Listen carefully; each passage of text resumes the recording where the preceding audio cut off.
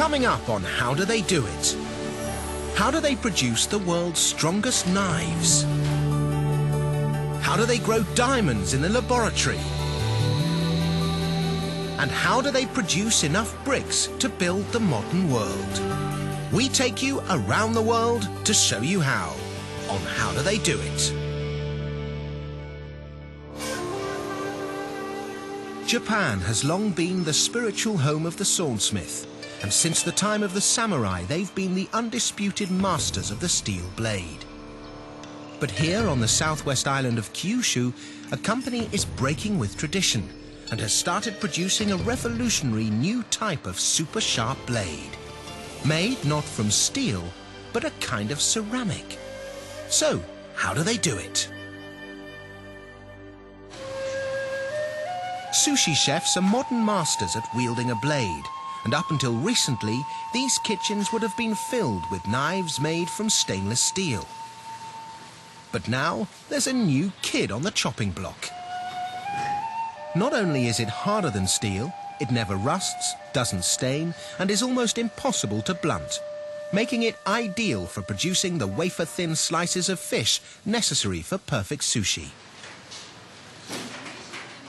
To make these extraordinary knives, they use a new high-tech ceramic which is second only to diamond in terms of hardness. The trouble is, just like diamonds, to get this ceramic material, you must travel to the ends of the earth. Well, not quite the ends of the earth. Our journey has taken us to Western Australia, on the outskirts of Perth, where we find the Dardanup mine. It's 9 a.m. and geologist Dr. Lorraine Crockford is heading out for another day prospecting. She's not looking for gold or silver, but rather areas rich in ore. It is a bit similar to gold prospecting. I'm looking for how much black stuff I can see in the pan. It's this black sand which contains a rare colourless mineral called zircon. Zircon is the key ingredient needed to make ceramic knives. So once Lorraine has decided where they should mine, it's time for the heavy diggers to move in and start transferring the earth to an army of refining machines.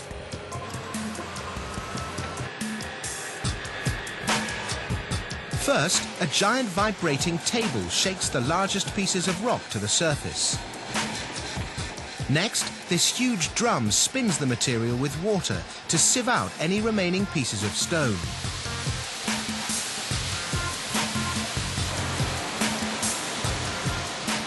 The remaining mineral-rich sand is then pumped to the so-called wet plant.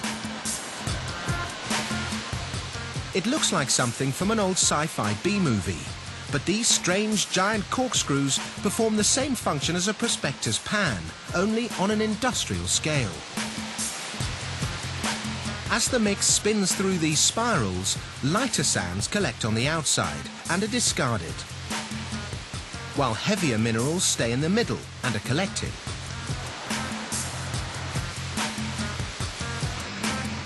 The result is a thick black sludge containing a mix of different minerals. These are separated using magnetic and electrostatic machines, a wet table, and finally one last shake. What comes out is almost 100% pure zircon, ready to be shipped around the world. The zircon goes to China, where it's further refined into zirconia, before it arrives here in the ancient Japanese city of Sendai. This plant belongs to Kyocera, the world's leading manufacturer of ceramic blades. They begin by moulding the zirconia powder into the right shape using a high-pressure press. Producing a force of almost 300 tons, the press compacts the powder into a knife-shaped blank. These blanks are extremely fragile and can be shattered by the slightest knock. So, like all ceramics, they must be hardened by firing.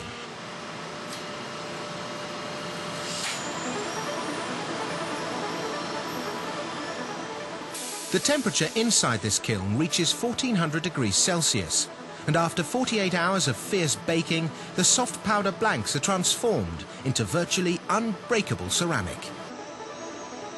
The end result is an extremely hard blade, which is tougher even than the strongest steel equivalent. But you won't be tucking into your sushi with it just yet, because these knives are as blunt as a bar of soap. So, to add the all-important cutting edge, Kyocera have turned to the skills of traditional craftsmen. Meet the master. Here in a small workshop on the edge of the town, the master and his assistants work by hand to sharpen the knives.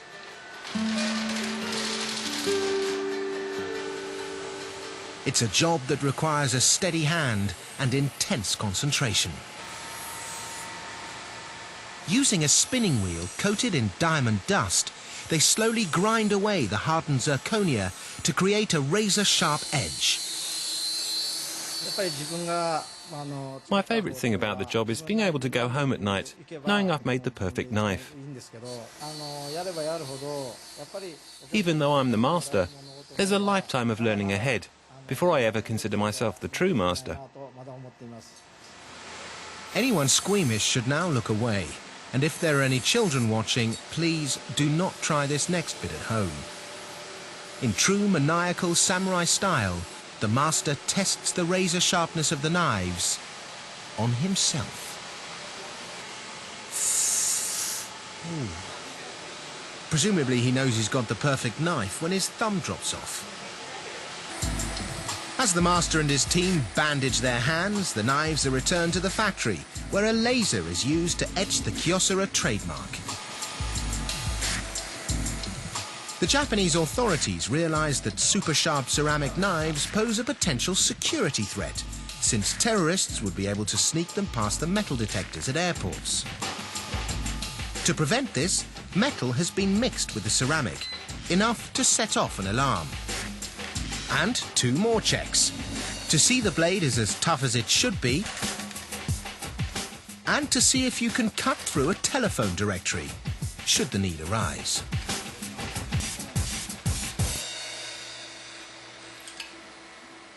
Which is all very well, but will the blade cut the mustard with a master sushi chef? Back at the restaurant, another batch of raw fish is nearing completion. In the hands of the sushi master, the ceramic knife deftly shaves the wafer-thin slices of fish. And what's more, thanks to its chemically inert blade, it doesn't absorb any odours from the various fish oils, keeping the taste pure. We just hope they don't find a fingernail in the teriyaki. Still to come,